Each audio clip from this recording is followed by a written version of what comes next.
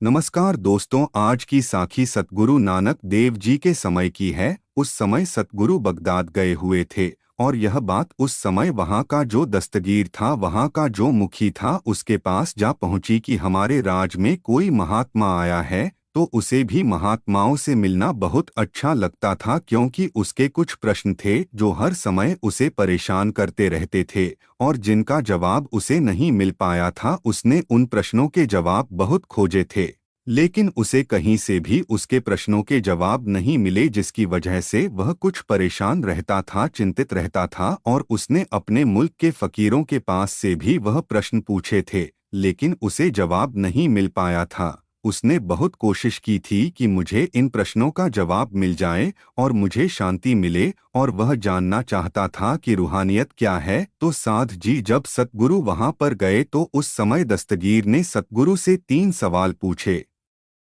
जो कि आज इस साखी में आपसे साझा किए जाएंगे। साध संगत जी, आज के समय में धर्म का प्रचार करना, मालिक के नाम का प्रचार करना कितना आसान है, लेकिन उस समय कितना कठिन था, ये भी आज हमें इस साखी में पता चलेगा।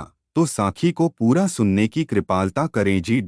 साध संगत जी जब सतगुरु बगदाद गए और वहां पर जाकर जब सतगुरु ने सतनाम का होका दिया, तो वहां के लोगों ने सतगुरु को पत्थर मारे, क्योंकि वह जो सतनाम का होका सतगुरु ने दिया, वह जो सतनाम की गूंज थी, वह उनके धर्म से मेल नहीं खाती थी।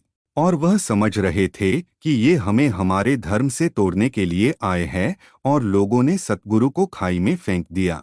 लेकिन सतगुरु उस खाई से भी बाहर आ गए, और जब सतगुरु उस खाई से बाहर आ गए तो उन्हें वहां दस्तगीर के सामने पेश किया गया। वह वहां का मुखी था।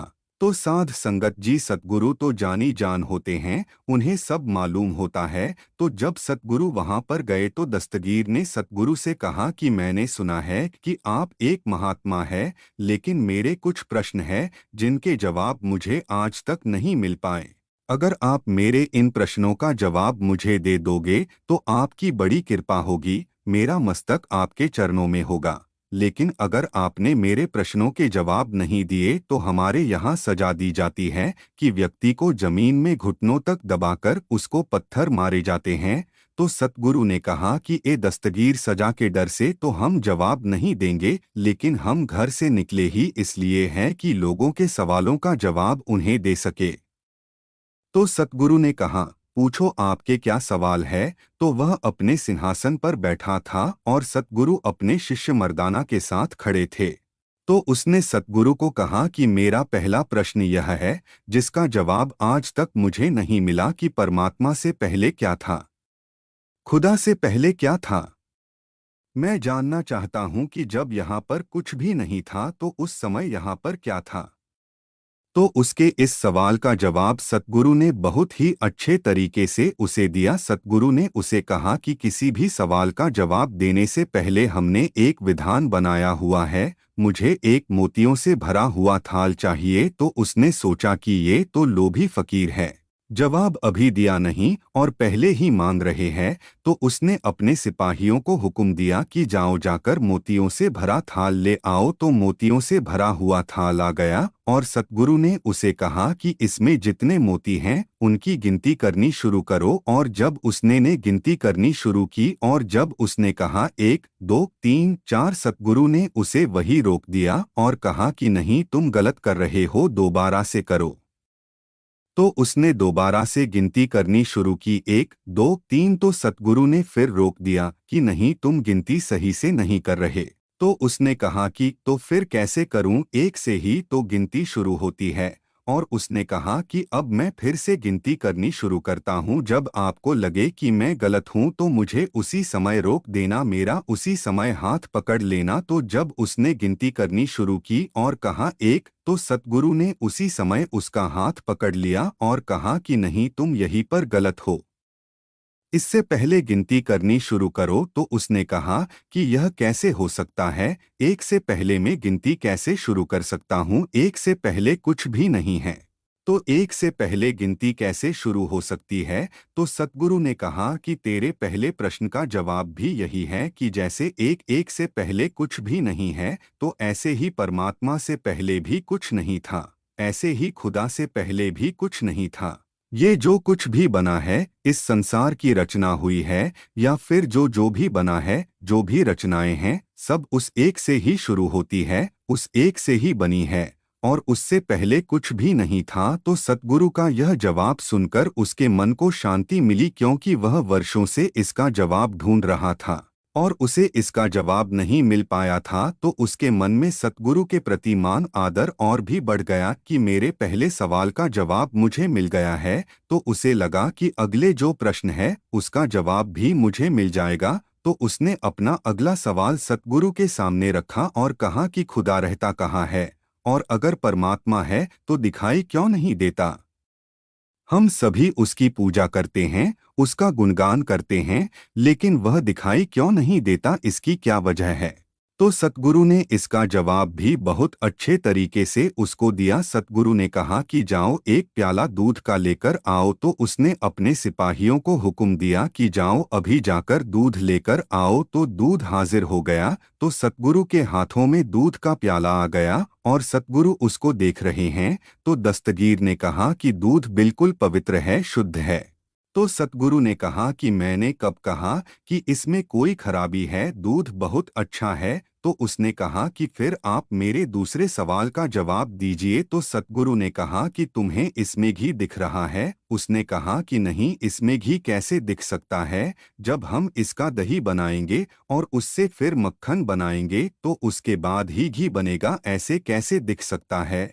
और उसके बाद सतगुरु ने कहा कि तुम यह मानते हो कि इसमें घी है। तो उसने कहा जी हाँ, मैं मानता हूँ इसमें घी है। सतगुरु ने कहा कि दूध के कण-कण में घी है, लेकिन वह हमें दिखाई नहीं पड़ता।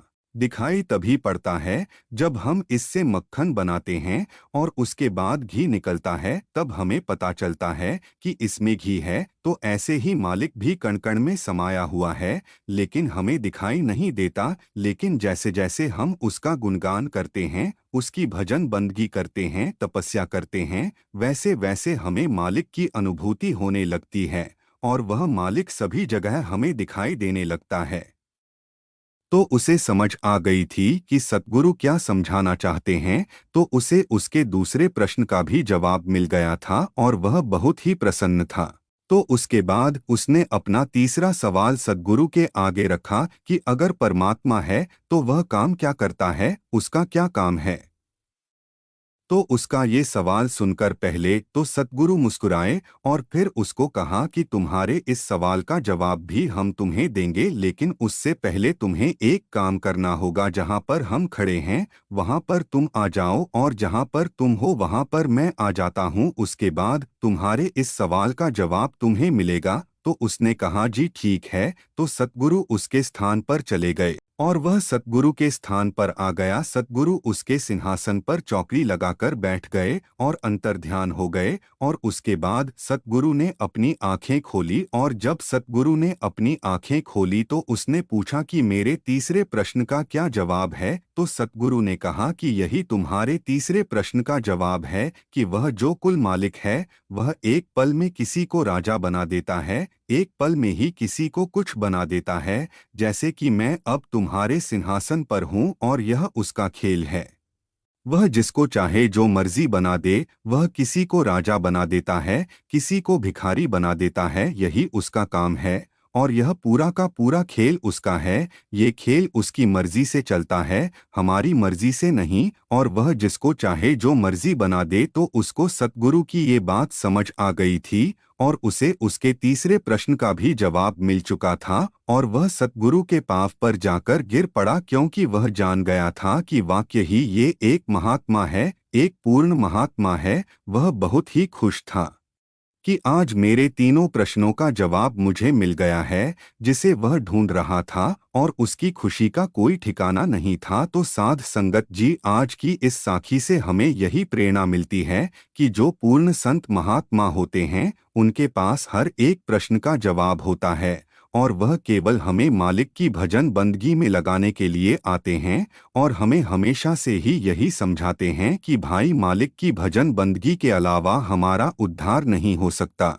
उसके बिना हमारे साथ किसी ने नहीं जाना। अगर हमने अपने जीवन में नाम की कमाई की होगी, शब्द की कमाई की होगी, तभी हमारी संभाल होगी, नहीं तो हमारा पार उतारा नहीं हो सकता। तो जो पूर्ण संत महात्मा होते हैं वह हमें मालिक की भजन बंदगी में लगाने के लिए आते हैं, ताकि हमारा उस कुल मालिक से मिलाप हो सके और हम अपने सच्चे धाम सचखंड जा सके और हमारा इस जन्म मरण के चक्कर से छुटकारा हो सके।